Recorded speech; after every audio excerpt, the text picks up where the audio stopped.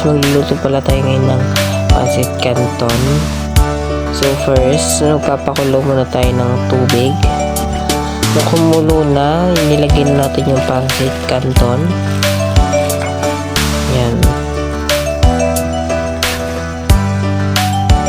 Tapos yung tapos na yan, halo-halo naman natin. Halo-halo lang hanggang sa mahalo mo siya.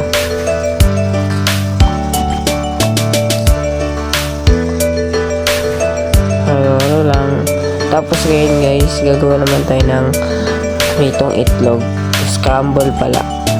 So yan, mag-una tayo batik tayo ng isang itlog.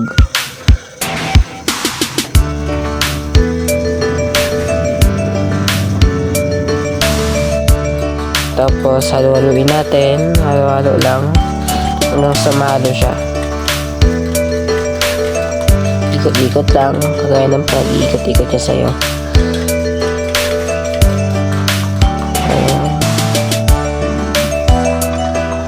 So yan, nagpainit na tayo dyan ng mantika guys. So, pag mainit na yung mantika, silalagay na natin yung itlog. Yan. Hintayin natin maluto.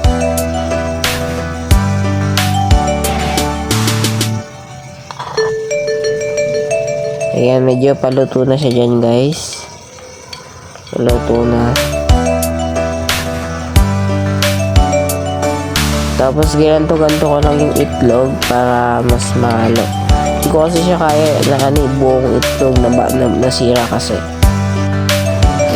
This is my final, guys, ito na yung final na gawa natin. Ito may itlog siya, tapos baboy. Ito yung kagabi guys na niluto ko. Tapos bumili lang ako ng soft drinks. Yan guys. Okay, bye.